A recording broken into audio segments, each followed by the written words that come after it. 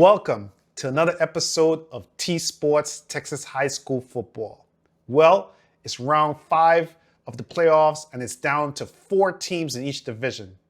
In 6A Division 1 for the semifinal rounds, we have Duncanville versus Allen and North Shore versus Lake Travis.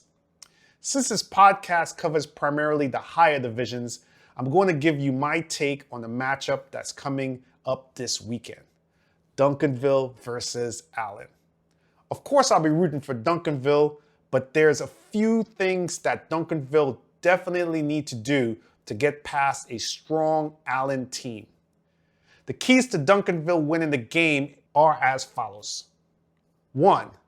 Duncanville need to take care of the ball first and foremost and make sure that they don't turn over the ball against Allen.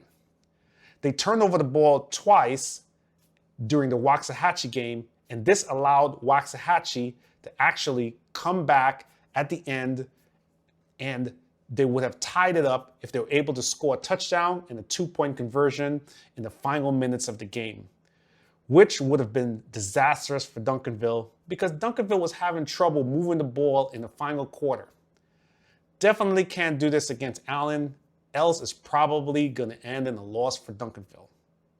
Second thing is Duncanville would need to stretch the offense, similar to what they did against Waxahachie in the first 3 quarters of the game and not play conservative. Third thing is to continue playing good defense with that bend but don't break attitude. The defense was still solid, so I don't expect any changes from that standpoint. So those are the keys to Duncanville to win the game. I think if they do those well in those 3 aspects, then they'll definitely have a shot at making it to the state championship game. In my opinion, Allen is similar to Waxahachie in a lot of aspects. Of course, Allen is slightly better than Waxahachie. Therefore, the game is going to be a little bit more challenging. But I think Duncanville should learn from what not to do and to improve in certain areas in order to get past Allen. So that's my take on the Duncanville versus Allen game, where of course I'll be rooting for Duncanville for the state championship appearance.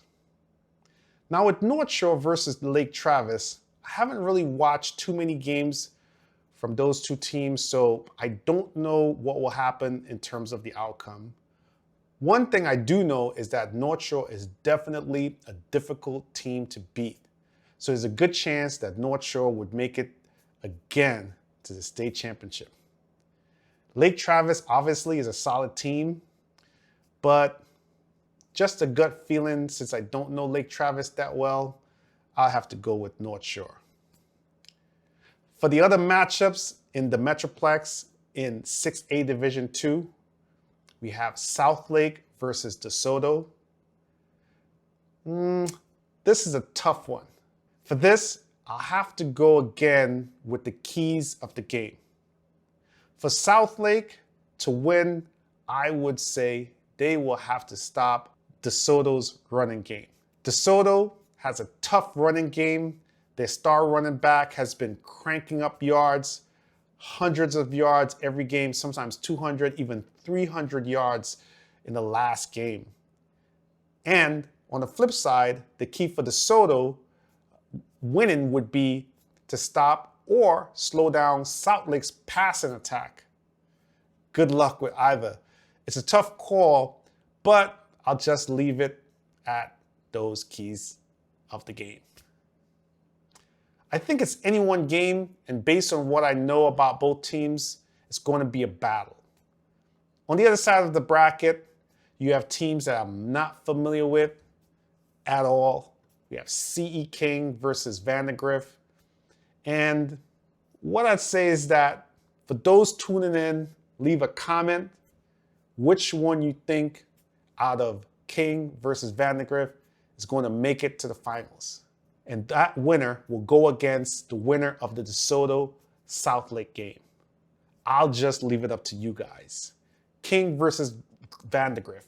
Share your pick in the comments section below. All right, Now we're moving to 5A Division 1, Aledo versus Frisco Lone Star. This one, I would say, from what I've seen in terms of just the dominance in each game that they've played, is that I'll have to go with Aledo on this one over Frisco Lone Star. But I know Frisco Lone Star is pretty tough. They played very well throughout the year and throughout the playoffs. So for all those Frisco Lone Star fans out there, you got a shot. You just got to come out with your A game to overcome a powerhouse like Aledo. They're bringing the hammer, and it's not going to be easy. On the other side of the bracket, we have Port Arthur Memorial versus Smithson Valley. Please leave a comment who you feel is going to win that game in that matchup. I don't know those teams very well, so I'm going to leave it up to the viewers. So leave a comment. Who do you feel will win between Port Arthur Memorial and Smithson Valley? Now, 5A Division 2, we have Melissa versus South Oak Cliff. I would say it's going to be a really good matchup. Two teams that have done extremely well this season. It's going to be a tough one for South Oak Cliff to overcome Melissa. Melissa seemed to know how to handle those close games, so they're not going to give up if the game is close. So the key to that game, obviously, is for South Oak Cliff to get a huge lead. That makes it more difficult for Melissa to overcome.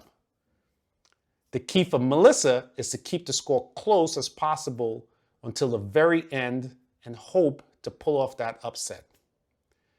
On the other side of the bracket, there's Randle versus Boerne. You know the drill. Leave a comment who you think is going to win that game. I'll leave it up to the viewers, so just leave a comment. Well, big matchups all around. Division 4A, 3A, 2A, 1A, 6-man. It's the playoffs. Final four with the winner going to state. You got to leave it all on the line. You've got to leave it all on the field.